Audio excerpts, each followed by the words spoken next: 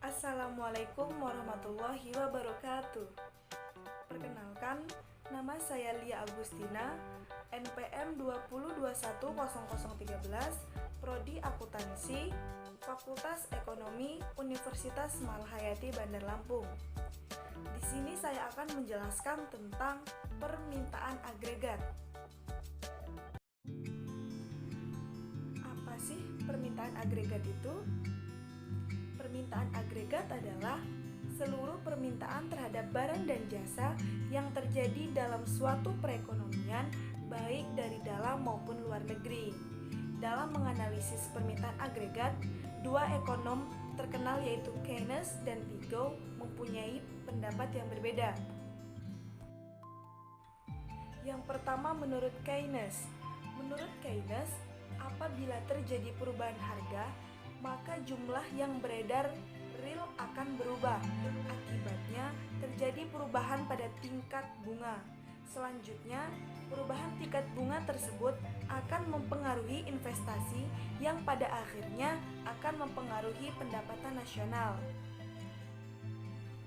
Sedangkan menurut Pigou, apabila terjadi perubahan harga dalam perekonomian masyarakat, akan merasa saldo kas real atau real cash balance mereka berubah, yang selanjutnya akan mempengaruhi konsumsi masyarakat tersebut.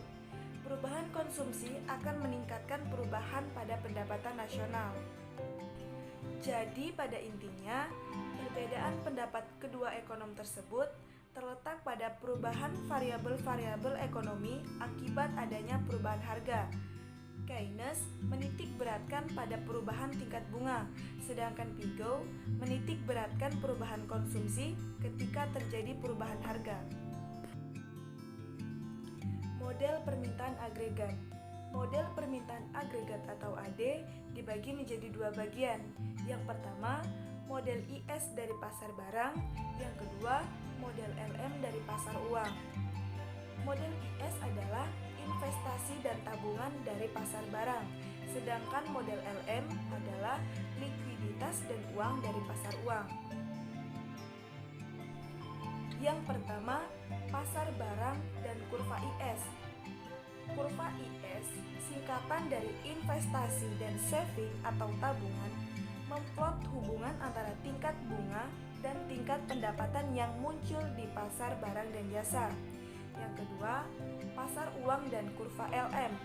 Kurva LM singkatan dari likuiditas dan money atau uang, memplot hubungan antara tingkat bunga dan tingkat pendapatan yang muncul di pasar uang. Komponen permintaan agregat. Untuk memahami permintaan agregat, mari kita gambarkan komponennya. Kita menghitung permintaan agregat dengan menjumlahkan permintaan dari 4 sektor ekonomi makro, yaitu rumah tangga, bisnis, pemerintah, dan eksternal. Untuk menghitung permintaan agregat, kita menggunakan rumus yaitu permintaan agregat sama dengan konsumsi ditambah investasi ditambah pengeluaran pemerintah ditambah ekspor bersih. Mari kita bahas satu persatu apa yang dimaksud dengan konsumsi, investasi, pengeluaran pemerintah, dan ekspor bersih. Yang pertama yaitu investasi. Investasi adalah pengeluaran oleh swasta untuk pembelian barang-barang dan jasa yang akan dipakai dalam proses produksi, atau dengan kata lain, sama dengan permintaan oleh swasta terhadap barang dan jasa atau input yang diperlukan untuk investasi produktif. Faktor yang menentukan pengeluaran investasi berbeda dengan konsumsi. Perbedaannya terletak dalam hal tujuan membeli barang, yaitu untuk investasi dengan harapan untuk mendapatkan keuntungan, sedangkan konsumsi dengan tujuan untuk memenuhi kebutuhan pokok. Perbedaan lain adalah sumber pembiayaan untuk investasi dapat berasal dari berbagai sumber pembiayaan dan keuangan di mana jumlahnya tidak tergantung dari kondisi keuangan sekarang, tetapi pada harapan kondisi keuangan di masa mendatang. Yang kedua yaitu konsumsi. Konsumsi mewakili pengeluaran rumah tangga untuk barang dan jasa. Penentu utama dari komponen ini adalah pendapatan disposable atau disposable income. Kadang-kadang juga disebut pendapatan setelah pajak atau pendapatan sekali pakai. Yang ketiga yaitu pengeluaran pemerintah. Pengeluaran pemerintah dianggap sebagai variabel oksogen. Itu karena variabel ekonomi seperti pertumbuhan ekonomi, nilai tukar mata uang, dan suku bunga tidak mempengaruhi keputusan pengeluaran. Dan yang keempat yaitu ekspor bersih.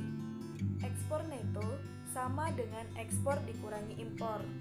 Ekspor adalah permintaan asing untuk output dalam negeri. Impor mewakili permintaan domestik untuk output orang asing. Komponen ini ditentukan oleh pendapatan dan harga relatif antara ekonomi domestik dan dunia. Demikianlah penjelasan dari saya tentang permintaan agregat. Apabila ada kesalahan dalam penyampaian, saya mohon maaf. Semoga bermanfaat. Terima kasih. Wassalamualaikum warahmatullahi wabarakatuh.